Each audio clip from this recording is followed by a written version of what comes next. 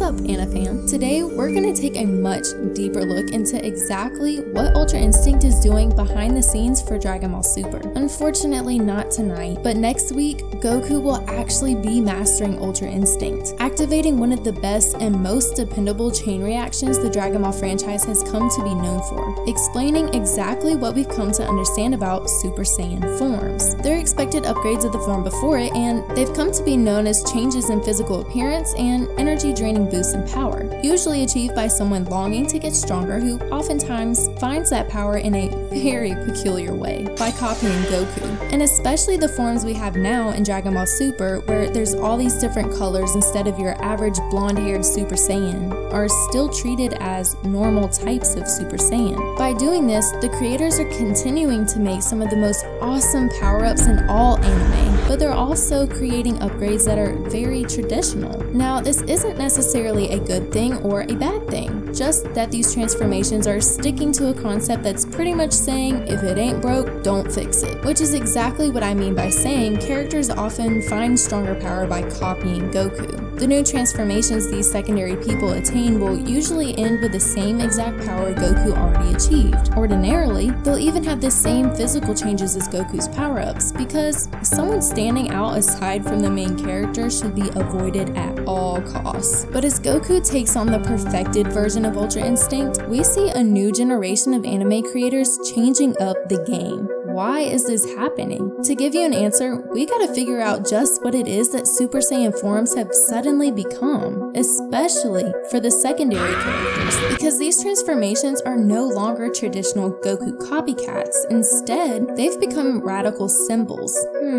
So what is a radical symbol? What I mean by this is that what we understand about these newer types of forms is generally that the foundation of Super Saiyan can change, and that a single person can be the cause of that change. These upgrades deal with the ability to gain more power as much as they do gaining a stronger sense of self. In fact, I bet you'll recognize this. In a normal Super Saiyan transformation, we'll find a supporting character such as Vegeta rightfully following in Goku's footsteps. This is a precise spot in a very strict ranking of characters, but one where all of us fans are more than happy watching each person playing their specific role. We'll usually get scenes throughout the series where even Vegeta admits one way or another how amazing he thinks Goku is. It's like the chaos from the beginning of the Tournament of Power that looks out of control, but where every attack hits the right target without any mistakes of hitting some random fighter. We find ourselves getting one of two types of transformations in Dragon Ball Super. There's the natural upgrade and the abnormal upgrade. The natural upgrade model is slowly becoming less common, but the idea is whatever makes you identify a Super Saiyan transformation, this model displays all of those characteristics. And every Dragon Ball fan has come to love these forms, but they're also flawed boosts that will unintentionally make the usual character rankings feel stale. By changing up the game, the creators knew they were going to save the series from getting boring. So we have the Dragon Ball Z forms as prime examples. They all display the alterations in physical appearance, such as the change in hair and eye color. They're also all expected upgrades in physical strength from the form before it. But then you get some minor differences, such as the lightning and slight change in hairstyle for Super Saiyan 2, as well as the longer hair and bolder eyebrows for Super Saiyan 3. With these changes in detail, this model of power-up basically became about welcoming change. But the more common upgrade, and the undeniably more interesting and radical one, is the abnormal upgrade. Whatever makes you identify a Super Saiyan transformation, this model displays something totally different from those characteristics. It gives us a super new way to look at what a Super Saiyan is. But with such unique elements, these power-ups evolve from abnormal upgrade to accepted power boost to admired form, completely altering the Super Saiyan concept in its own likeness, bringing together every unique personality and creating a brand new idea for the same Dragon Ball characters. Vegeta's limit-breaking form has got to be the most perfect example out there, but any new form that has base form attributes mixed into it includes something completely out of the ordinary, or some combination of those two things, then you already know it's an abnormal upgrade.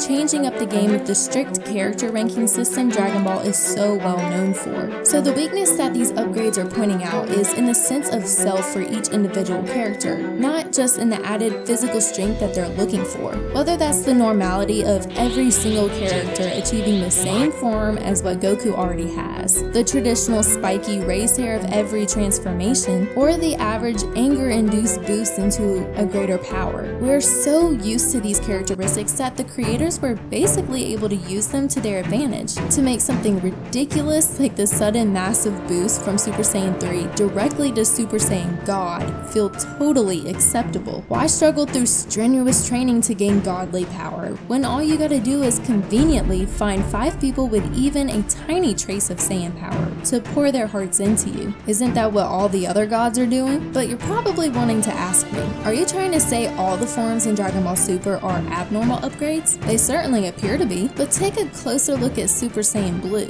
Yes, the change from blonde hair to blue stands out like a sore thumb, as the characteristics of an abnormal upgrade typically do. Keep in mind the minor differences from Super Saiyan to Super Saiyan 2, and then the unique changes for Super Saiyan 3. Simply changing up the color of the hair isn't enough to justify calling Super Saiyan Blue an abnormal upgrade. Plus, the expected power boost from the level of Super Saiyan God tells you this is one Dragon Ball Super form falling under the normal upgrade category. You see, there's a concept of conformity running strong throughout the Dragon Ball franchise, and we often find a slight hiccup with this as each character goes down their own path with unique struggles. This eventually fixes itself though, when they all end up achieving the same exact forms, putting them all back into the same kind of group. The abnormal upgrades of Dragon Ball Super are pushing away that approach and making a new name for Super Saiyan forms. Look at it like this: Vegeta always hates being behind Goku and is always looking for a way to surpass him. Eventually, he does become Goku's equal for a little while, but never actually goes past him. Compare that to Vegeta's training in Dragon Ball Super. Vegeta is pretty unhappy with the lack of progress in his own training, so he ends up training consistently under Whis, whereas Goku would come and go. What ends up happening is Vegeta and Goku experience separate ways of training. The concept of being the same is totally transformed. Or even better yet, look at the way Vegeta attained Super Saiyan Blue, where he didn't get the necessary help that Goku had to achieve God power, but in the end, skipped it straight to a higher level. Super Vegeta goes against the traditional conformity of Super Saiyan, and it definitely has a more radical take on it than most other power-ups of Dragon Ball Z,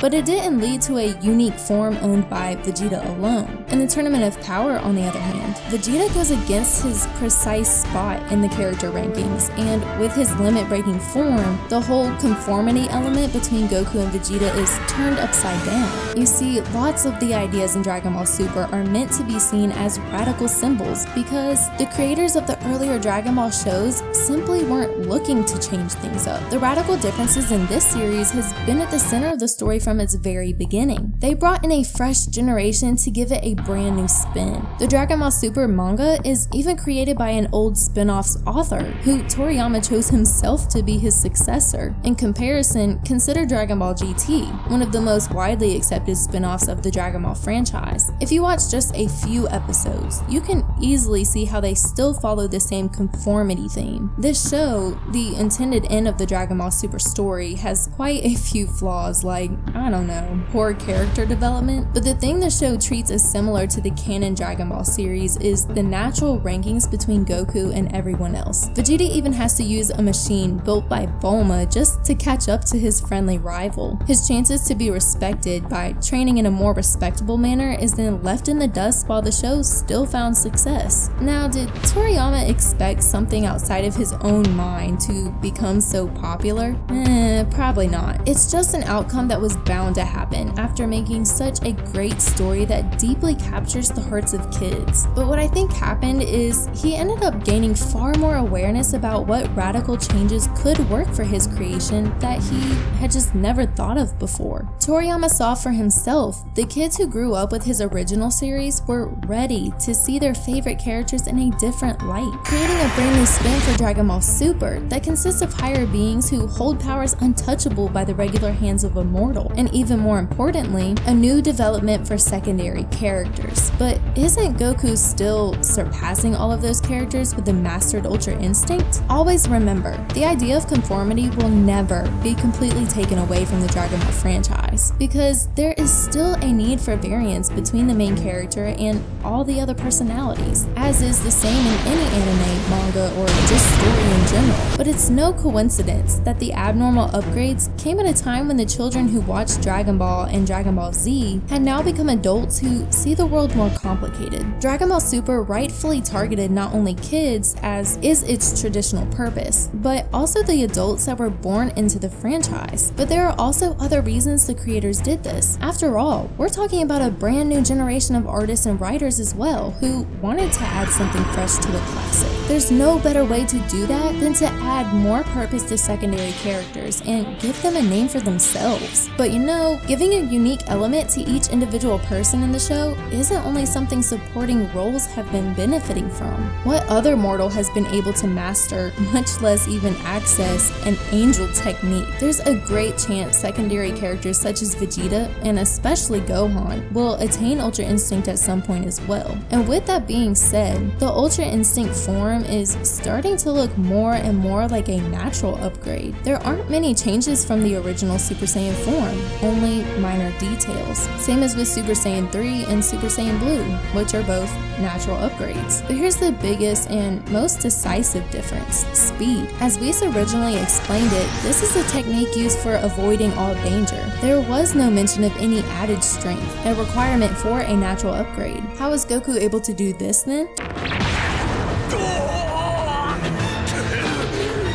During the K-Flow battle, Whis announced that Ultra Instinct could be used in other ways than just dodging. Thing is, this still revolves around speed. Goku's Ultra Instinct isn't really making him any stronger, just a lot faster. Faster at dodging, faster at deciding which attack is best to use, faster at putting that specific attack into action, ultimately making it hit more effectively and therefore harder, giving it the same effect as added strength. Everything about this form is screaming abnormal upgrade, a power-up model that gave the face of Dragon Ball exactly what it needed. Makes me wonder. Well, in my Discord server, they helped me answer that, the Super Active Anna fam. Use the link in the pinned comment to join the Discord server.